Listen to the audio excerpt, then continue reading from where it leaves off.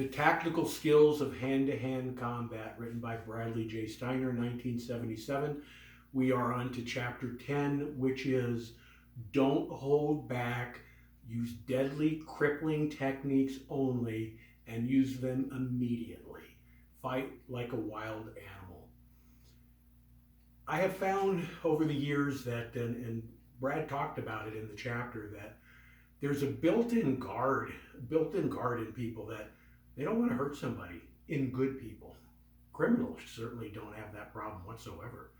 They take complete joy in causing injury to somebody.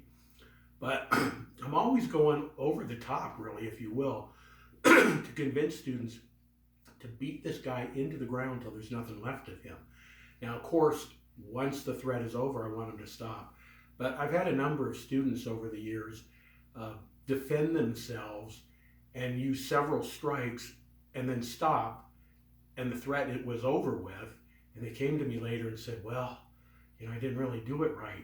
I know he said to keep pounding him, but I hit him a couple of times, and I would tell him, you did right. You did the right thing. But there was that built-in guard to stop and to not keep going on him. And you really do want to keep going until you realize that you can safely flee, or the attacker flees, or he's knocked out. But often what will happen if you don't knock the attacker out, you'll hurt him so badly, you realize that you could escape him at that point. So, deadly techniques only. We have a principle in American Combato of all or nothing. In other words, fight all the way or don't fight at all. And I get a lot of controversy over that. And as the years go by, I completely stand by it. Now, this isn't appropriate for police officers or people in security. Now, sometimes for a police officer, of course it's appropriate. The officer is in a deadly situation. They need to fight with everything they got, with or without a weapon. But in control work of a suspect, obviously that's not appropriate. But we're not talking about police work here. We're talking about you being an unwilling participant in a violent attack. And that's always the case in self-defense. There's an assailant and there's an unwilling participant who doesn't want to fight and is given no choice. There's no escape whatsoever. So once it happens, use things that are going to injure that attacker, and use them with perpetual continuance of follow-up. You're using combinations, you're attacking in combinations, and renewed attacks after each attack. So it's a flurry of blows. And when you do this to the attacker, it does several things. One, it makes his mind have to adapt to what's happening. So let's say this man comes up to a woman and he's going to slap her across the face and do who knows what next. And he raises his hand and she suddenly kicks him in the testicles, smashes him on the back. He's got to adjust to what's happening right now. And you do not want to stop at that point. You do not want to let him regain his composure physically or psychologically. And you do this by continually attacking and attacking and attacking, that he does not regain his composure. The other thing that happens is it keeps you focused. It keeps you focused on what needs to be done, which is attack the attacker and finish this guy off so you go home alive that day. Remember, you're at a serious disadvantage just in the fact that when this guy attacks you, he's ready. He's prepared. He picked the time, he picked the place. So even when you're prepared and see him coming, in a sense, you're coming to the fight late. He knew what he was going to do. He's got it planned out. He's ready to go. And then you got to adjust to this circumstance, this unusual circumstance. So, all or nothing. Now, when people do not defend themselves, I'm always intrigued by it, and I get it. But in other words, they get attacked and they don't do anything. They take the beating from the person. And I've learned over the years that there are a number of psychological reasons why a person will stay their hand. They won't fight back. And I could probably do a whole segment on that, and perhaps I will in the future. But one of those things that comes up that I will hear often is, I'll just make him madder It'll make things worse. I'll get beat worse. It'd be better to do nothing.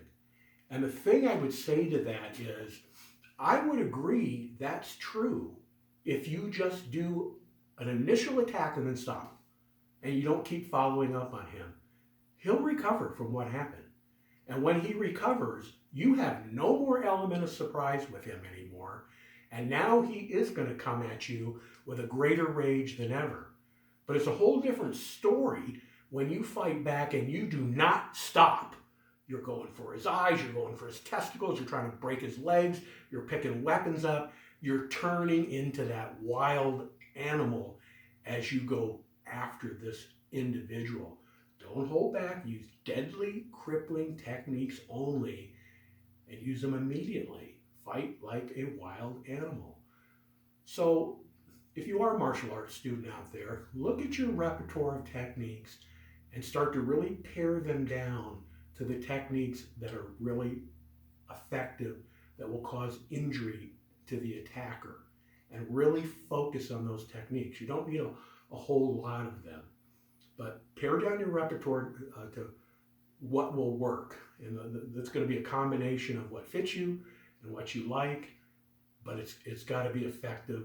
Things that go for his eyes, things that break bones, things that halt his breathing.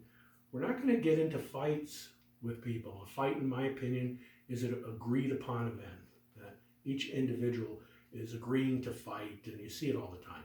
No, you're not agreeing to fight with anybody. Your first thing you're going to always do is avoid. You're certainly not going to fight with somebody, but sometimes that's not a choice. The other thing that I find very common with victims of violence, and I have dealt with a lot of victims of violence in my almost 30-year career now as a teacher, is the individual does not believe what's happening is real. So I trained a lady once who was held at knife point in an elevator, and the guy put the knife to her throat, and he robbed her. Fortunately, he didn't hurt her or injure her, but she told me, and this is common, she said, "I didn't think it was real. I thought it was just a joke. So somebody was playing a joke on me. Are you kidding me? This guy's got a real knife to your throat. This is some sort of joke." But I can tell you, it's a common reaction of people, and I suppose they don't really know what to do, and their mind doesn't know anywhere else to go to cope with this.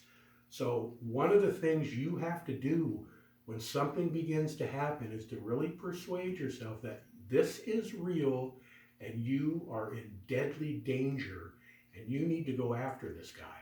Remember, you're going to have the element of surprise on your side, and you're not held back by any rules whatsoever. It's what allows the little person to beat the big person, one person to defeat three people. Remember, don't hold back. Use deadly, crippling techniques only. Use them immediately and fight like a wild animal. Next time, Chapter 11.